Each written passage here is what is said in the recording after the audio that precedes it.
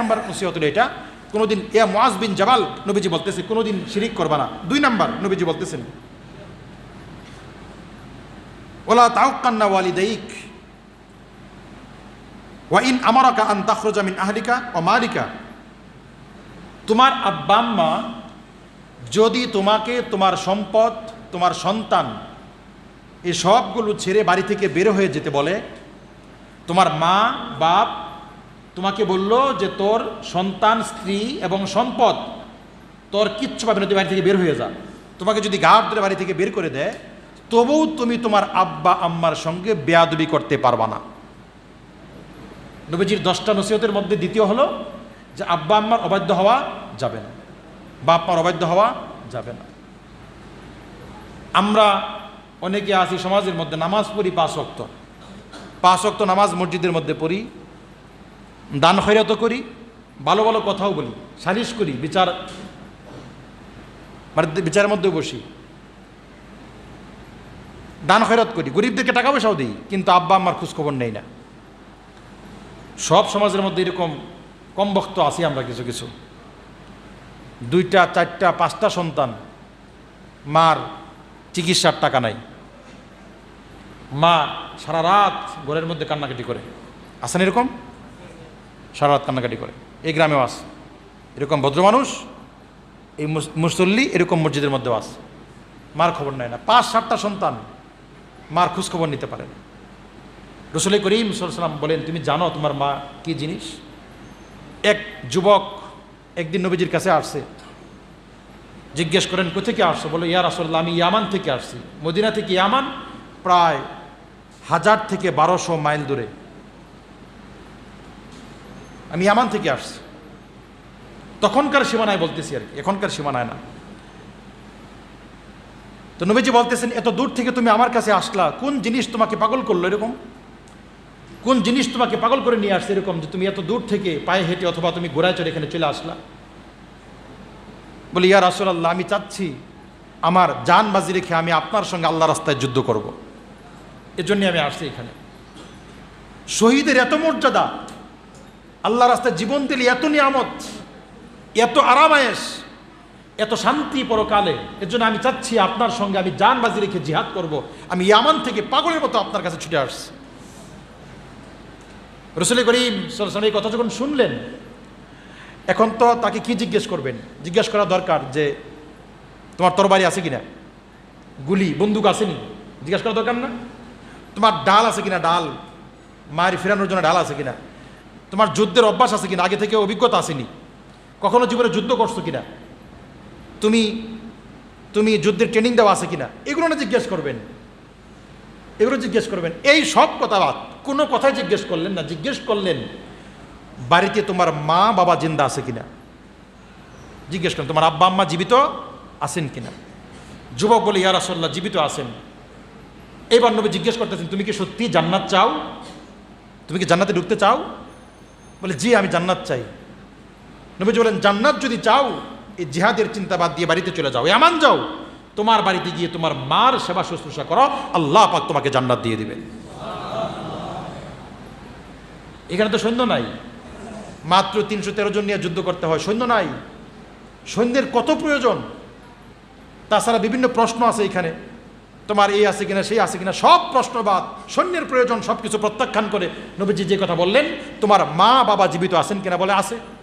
বলে সব বাদ দিয়ে দাও, তোমার জিহাদের শহীদ মৃত্যুর প্রয়োজন নাই, তুমি তোমার আব্বার সেবা করো, আম্মার সেবা শুশ্রূষা করো, আল্লাহ পাক তোমাকে জান্নাত দিয়ে দিবেন। আমরা এমন বহুত মানুষ আছি গ্রামের মধ্যে যারা মধ্যবিত্ত, নিম্ন মধ্যবিত্ত, যারা অনেকেই আছে, আমরা 4টা-5টা গরু আছে, প্রতিদিন আমার গরুর জন্য আমি ভুসি কিনতে পারি, গরুর খাওয়ার জন্য ভুসি কিনতে পারি, কিন্তু মাকে 1 মাসে 1 বছরে কোনোদিন 1 কেজি আপেল কিনে দিতে পারি নাই। আছেন এরকম?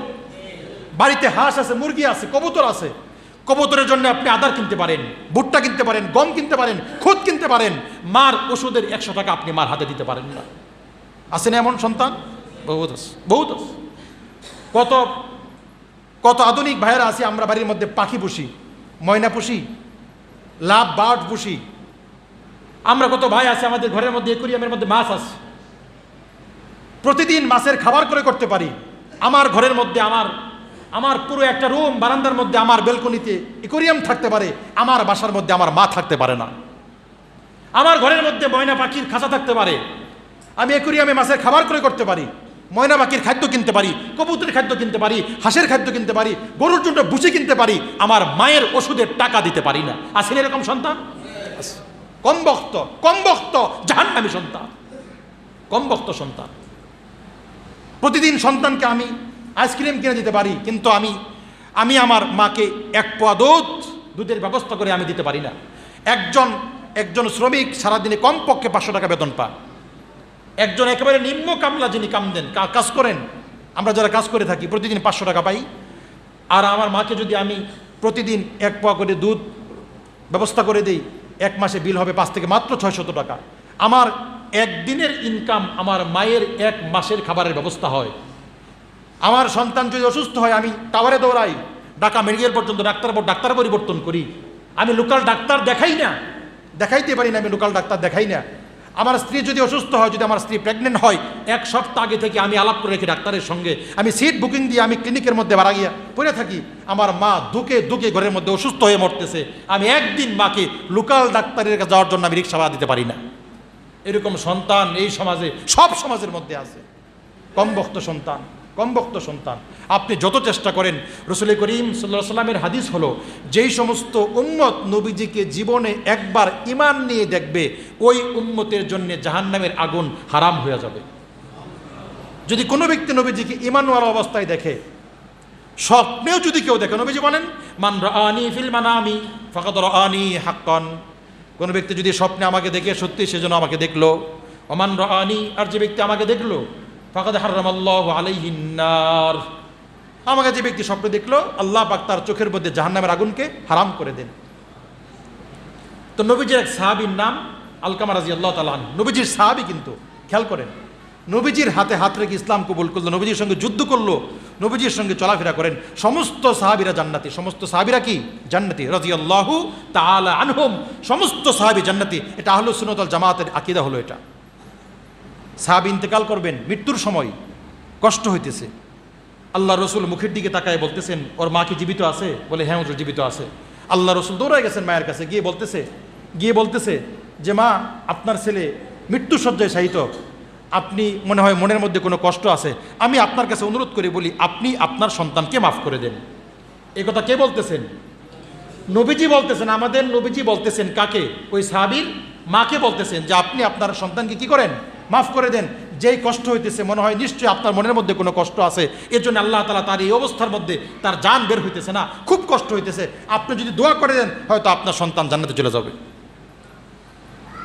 তাহলে কি বোঝা গেল? মায়ের মনে যদি কষ্ট থাকে, বিশ্বনবী নিজে দোয়া করলেও লাভ। নবী যেতে পারতেন যে আল্লাহ মাফ করে দেন, তো এখানে যাওয়ার দরকার নাই, বাড়িতে যাওয়ার কি দরকার, লোকটা মারা যাইতেছে, একটু দোয়া করে দিই না। অতএব আব্বা আম্মার মনে যদি কষ্ট থাকে, তাহলে বিশ্বনবী নিজে দোয়া করলেও আমার জান্নাতের ব্যবস্থা থাকবে। কথা পরিষ্কার? নবীজি মাকে অনুরোধ করতেছে যে আমি পারবো না, আপনি একটু বলেন মন থেকে, সন্তানকে মাফ করে দিলাম, আল্লাহ আপনি মাফ করে দিন। আপনি মা যদি বলেন, আমি রসুলের চেয়ে বেশি উপকার হবে, আপনার সন্তান জান্নাতি হবে। এবার ওই সাহাবীর মা বলতেছে, ইয়া রাসূলুল্লাহ, আপনি আমাকে 1000 কথা বলেন, এই কথাটা আপনি আমাকে বলবেন না, আমি আমার এই সন্তানকে কোনো দিন মাফ করব না।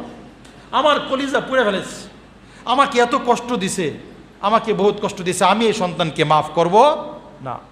যখন ভাই কথা বললেন, রসুল তাকে বলার পরেও যখন সে শুনল না, নবীজি বেলালকে বলতেছে, বেলাল বাজারে যা, 10 মণ লাকড়ি নিয়ে আয়, বনে গিয়ে কাঠ নিয়ে, তাড়াতাড়ি শুকনা কাঠ নিয়ে আয়, পেট্রোল নিয়ে আয়, ডিজেল নিয়ে আয়, পাম্প থেকে আগুন দিয়ে ওরা জ্বালায় ফেলবো।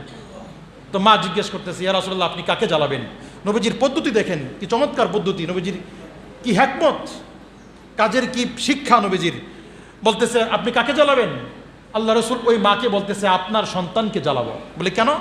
বলে আপনি যদি দাবি নাই ছাড়েন, আপনার এই সন্তান অবশ্যই আগুনের মধ্যে জ্বলতে হবে। আর যেহেতু জ্বলতেই হবে, এখনই জ্বালানো শুরু করে দেই।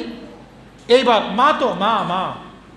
মা তো বলতেছে, ইয়া রাসূলুল্লাহ, আপনি তো মিথ্যা কথা বলেন না। যদি এমনটাই হয় যে আমার এই মনোকষ্টের জন্য যদি আমার সন্তান আগুনের মধ্যে পুড়ে, আমি আপনাকে বলতেছি আল্লাহর রাস্তায় আমি সন্তানকে মাফ করে দিলাম। এটাই তো মা এরকমই হয়, মা এমনই হয়। আমার মা কান্না করতেছে, আপনি পারতেছেন না, আপনার মাকে আপনি 500 টাকা দিতে পারতেছেন না, কিন্তু আপনি 500 টাকা হাতের মধ্যে দেন 2 দিন পরে আপনি গিয়ে বলেন মাকে যে মা আমার পেটটা খুব ব্যথা, অথবা ক্ষেতের মধ্যে সার দেয়া লাগে, খুব পেরেশানিতে পড়ে গেলাম, একটু দোয়া করে দিয়েন তো, আমার কাছে 1 টাকাও তো নাই। টাকা চাওয়া লাগবে না, আপনি শুধু এটুকুন বলবেন বাচ্চাটা অসুস্থ, একটু দোয়া করে দিয়েন। মা আমি তো মাথা ঘুরে যেতেছি, কি করি, হাতে টাকা পয়সা কিচ্ছু নাই, এখন তো বাচ্চাটাকে ডাক্তার দেখানো লাগে। এইটুকুন শুধু বলবেন। যদি মা আপনাকে পেটের মধ্যে রাখে দেখবেন পাগল হয়ে যাবে, ওই টাকা দৌড়ে বের করে নিয়ে আসবে, তোর টাকা তো খরচ করি নাই, তুই তাড়াতাড়ি নিয়ে যা, ডাক্তারের কাছে নিয়ে যা। মা কি চায় সন্তানের কাছে, কি চায়, কতটুকুন চায় মা, কতটুকুন চায়? মা চায় না যে আমার সন্তান আমাকে সব কিছু দেখ, এরকম না, শুধু একটু মা বলে ডাকা, একটু মা বলে ডাকা। আমরা অনেক সন্তান এমন আছে, আমার ঘরের মধ্যে দুধের ব্যবস্থা আছে, আমরা দুধ খাই, আমার বাচ্চা দুধ দিয়ে ভাত খায়, কিন্তু আমার মা ভাত খাইতে পারে না, আমি খবরও নিতে পারি না এইটুকুন যে আমার মা খাইতেছে কিনা, এইটুকুন খবর নিতে পারি না।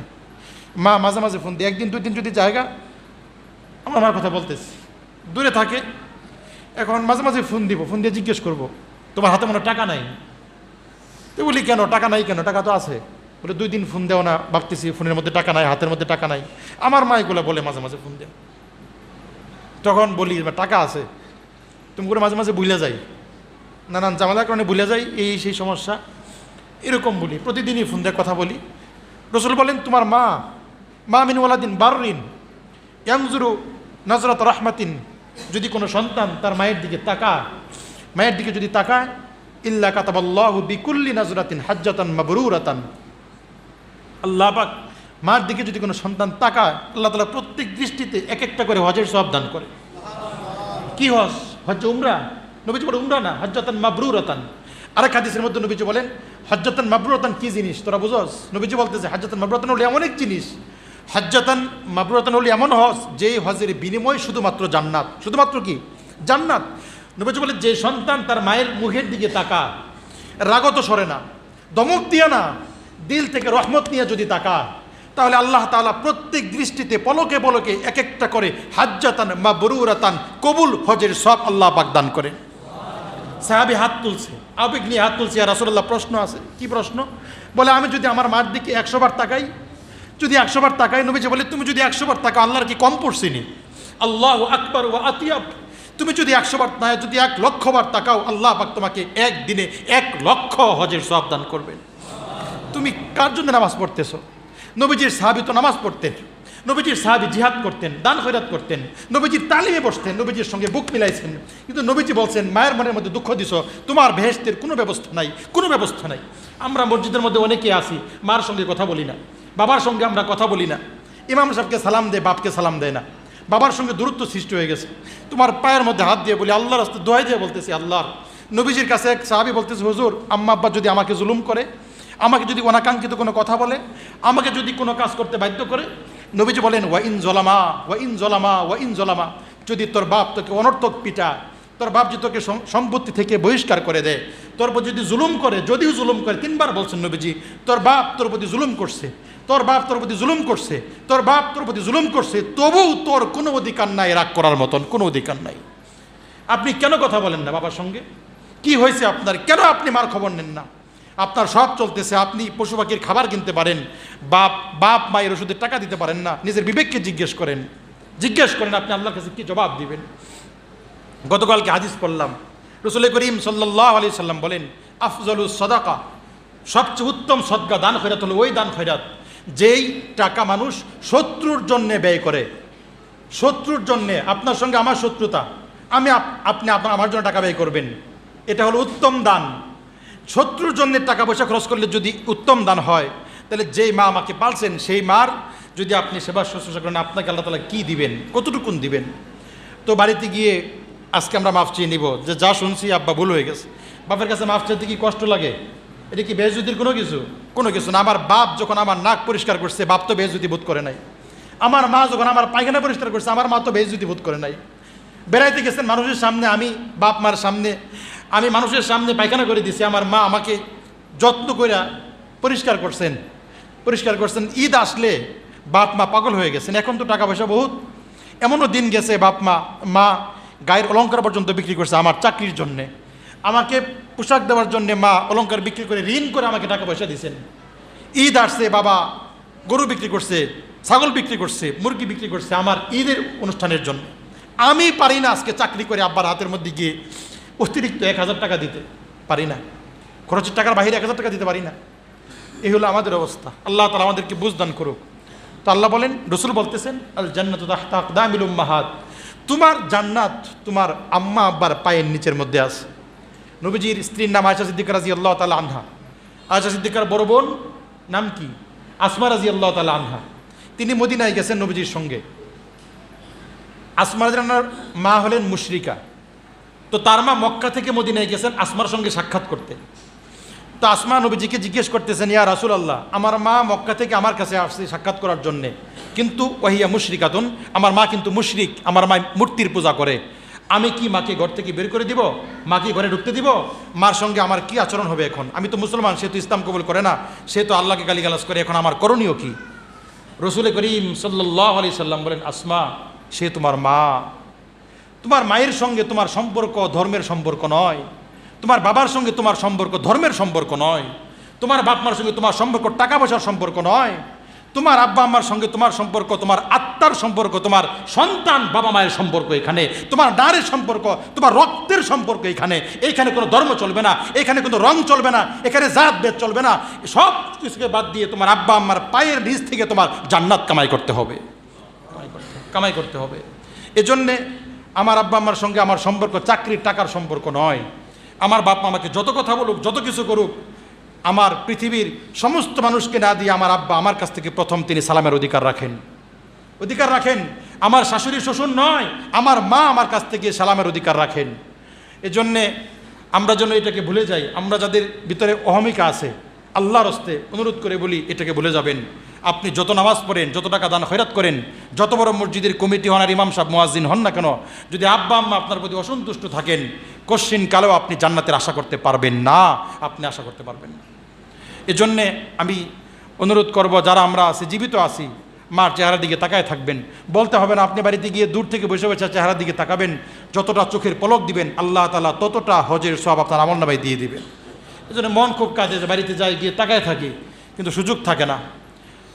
আমরা অনেকে আছি বাসা ভাড়া দিয়া, সন্তানকে লালন পালন করতে গিয়া বাড়িতে খরচটুকুন দিতে পারি না। কারণ আমার ডিপিএস আছে 2টা, সন্তান 2টা পড়াশোনা করে, বাসা ভাড়া আছে, নিজের খরচ আছে।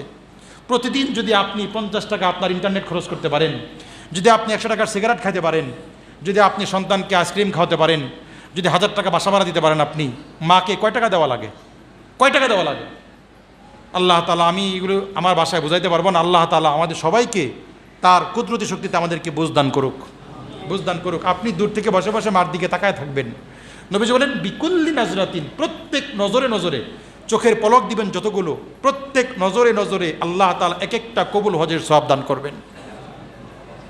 যাদের মা চলে গেছে, আজকে এক মা চলে গেছে গুরুস্থানে, একটু আগে জানাজা বললাম, যাদের মা চলে গেছে, আমরা এই সুযোগ আর পাবো না, কোনো দিন পাবো না। একদিন সন্তান চাকরি হবে, আপনার টাকা হবে, আপনার বাড়ি গাড়ি হবে, কিন্তু আপনার মা থাকবে না। সেদিন শুধু আফসুস করবেন, আহ মা যদি আজকে থাকতো, মা যদি থাকতো।